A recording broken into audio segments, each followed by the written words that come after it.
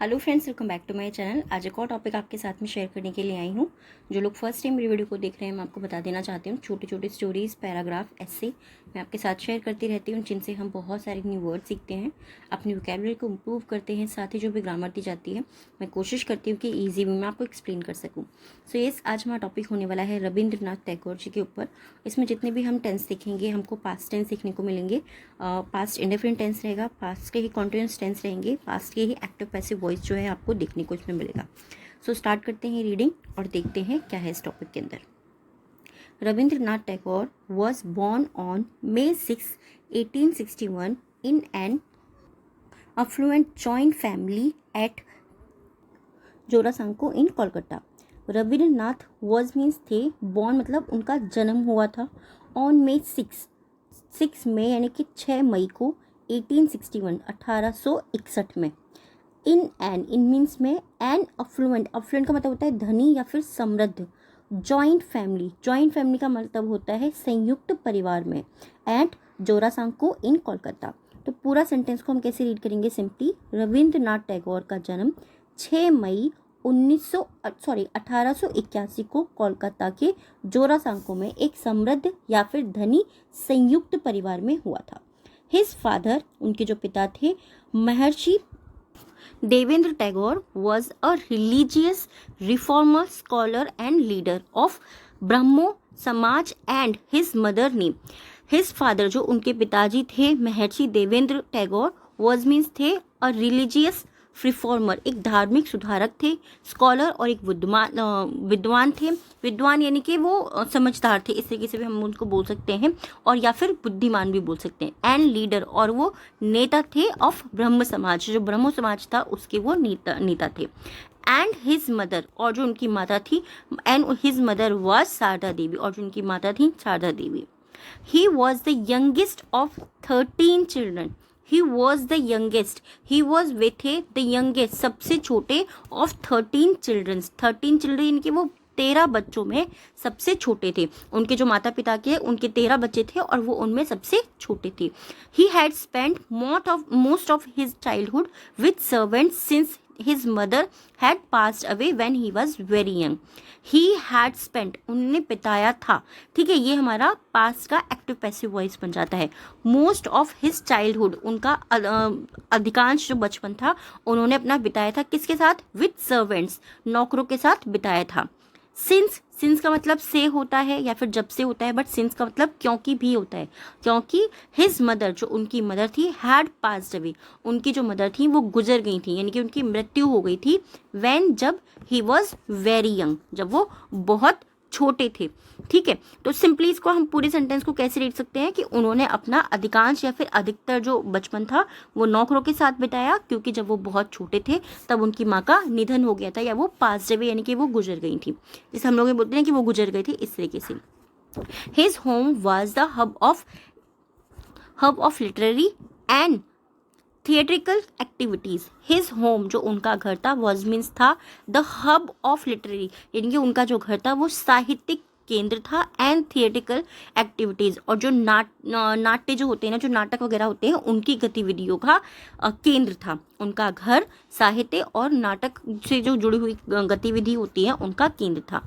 इन 1883 में रविंद्रनाथ टैगोर मैरिड मृलिनी देवी, उन्होंने जो है मृलिनी देवी से शादी की 1883 में। रविंद्रनाथ टैगोर ने 1883 में मृलिनी देवी राय चौधरी से शादी की। He had 2 sons and 3 daughters. He had, उनके थे या उनके पास थे। हैड का मतलब होना या पास होना, ठीक है, पास्ट के अंदर। ही हैड, उनके थे 2 sons, उनके 2 बेटे, एंड 3 daughters, और 3 बेटियां थी। इन हिज चाइल्डहुड, उनके बचपन में टैगोर जो थे, नेवर यानी कि कभी नहीं, लाइक पसंद करना, ठीक है, कभी नहीं पसंद किया द स्कूल एजुकेशन। जो रविंद्रनाथ टैगोर थे, उन्होंने अपने बचपन में कभी भी स्कूली पढ़ाई जो होती थी, स्कूल एजुकेशन जो थी, स्कूल की जो शिक्षा थी, उन्होंने कभी नहीं पसंद की। With in the four walls यानी कि 4 दीवारी के अंदर उन्होंने स्कूली शिक्षा को कभी भी पसंद नहीं किया, ठीक है, टैगोर ने। He like the outside world, he like, वो पसंद करते थे भी हम बोल सकते हैं, या फिर ही लाइक, उन्होंने पसंद किया, पास्ट टेंस के अंदर, दोनों तरीके से हम बोल सकते हैं। द आउटसाइड वर्ल्ड, उन्होंने बाहरी दुनिया को पसंद किया। The open sky overhead, the open sky यानी कि खुला आसमान, ओवरहेड सर के ऊपर खुला आसमान, and the earth under his feet, and the earth और पृथ्वी अंडर हिज फीट यानी कि जो उनके पैरों के नीचे ज़मीन, और उन्होंने अपने सर के ऊपर खुला आसमान पसंद किया। उन्हें बाहरी दुनिया पसंद थी। He liked the outside world, उन्हें बाहरी दुनिया पसंद थी।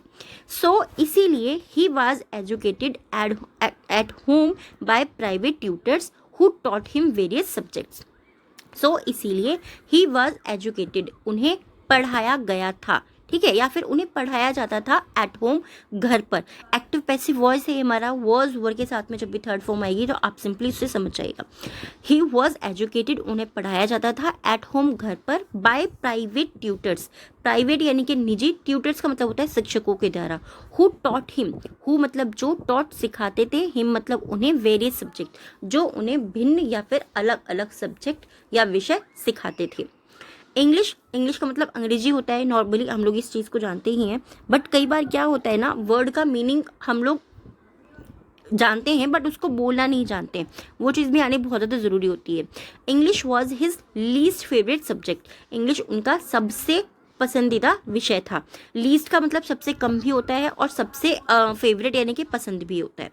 His father guided him with Upanishad, his father उनके पिता ने गाइडेड यानी कि मार्गदर्शन किया, हिम मतलब उनका, विद उपनिषद उनके पिताजी ने जो है उनका उपनिषद की तरफ मार्गदर्शन किया, यानी कि उपनिषद जो थे उनको ने सिखाया। गाइड करना मतलब चीज़ों को बताना या फिर सिखाना। He extensively read the mystical and